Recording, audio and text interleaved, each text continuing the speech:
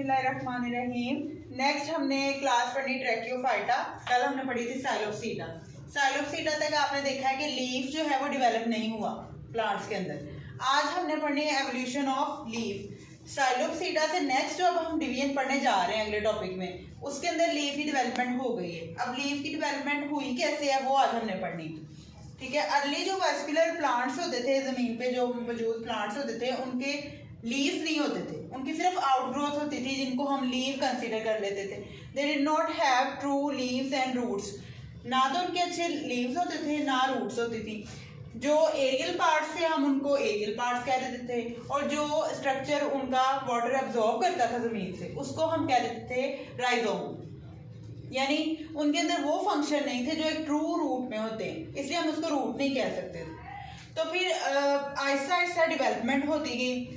Next जो plant आया हमारे पास कोक्सोनिया। ये साइलोप्सीडा जो है डिवीजन उसका प्लांट है, कल हमने पढ़ा। कोक्सोनिया जो है ये इसकी नेकेड स्टेम होती है विदाउट लीव्स, इसके ऊपर लीव्स नहीं होते। लेकिन इस प्लांट के अंदर ये डेवलपमेंट आई कि इसने शुरू किया छोटी छोटी आउटग्रोथ बनाना। जब इसके अंदर स्मॉल स्केल आउटग्रोथ बनी, ये आउटग्रोथ इसको हम ये फंक्शन करती थी, फोटोसिंथेसिस करती थी लीव की तरह।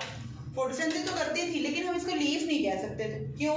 क्योंकि they do not have vascular system. उसके अंदर जाइलम और फ्लोएम की वेनेशन नहीं हुई थी, वेन्स मौजूद ही नहीं थी, तो इसलिए हम इसको लीफ नहीं कह सकते थे। नेक्स्ट हमारे पास आया लाइकोपोड्स। ये जो प्लांट्स थे इनके अंदर जो लीव्स और रूट्स डेवलप हुई वो ट्रू थी बिल्कुल। यहाँ से डेवलपमेंट ऑफ लीफ जो है लाइकोपोड से आगे स्टार्ट होती है। इसके जो लीव्स थे वो हम उनको ट्रू लीफ तो कह सकते थे, लेकिन उसके अंदर वेनेशन सिर्फ सिंगल वेन थी।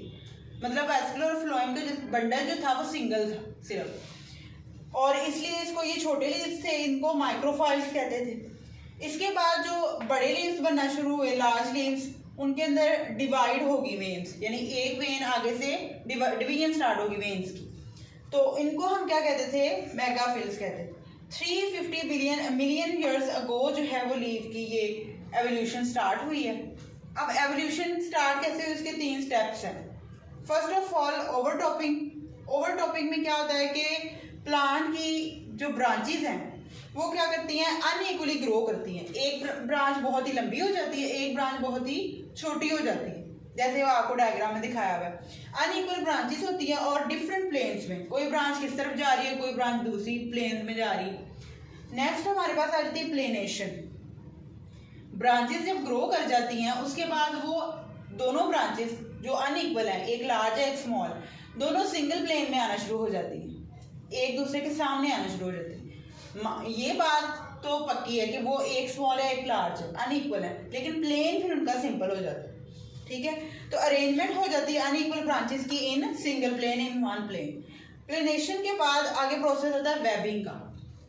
वेबिंग में क्या होता है कि जब ब्रांचेस एक दूसरे के सामने सिंगल प्लेन में आ गई हैं तो उन ब्रांचेस के दरमियान जो है वो सेल्स डेवलप होना शुरू हो जाते हैं, पेरेन्काइमस सेल्स, और इसके साथ ही वेस्कुलर बंडल भी डेवलप होना शुरू हो जाते हैं। तो इस तरह जब उनके अंदर सेल्स भी मौजूद हो जाते हैं, बंडल्स भी आ जाते हैं, तो प्रॉपर एक लीफ का स्ट्रक्चर वो देना शो करना शुरू कर देता है। तो इस तरह से हमारे पास इन प्रोसेस से गुजर कर एक लीफ बनता है हमारे पास, और ये होती है एवोल्यूशन ऑफ लीफ।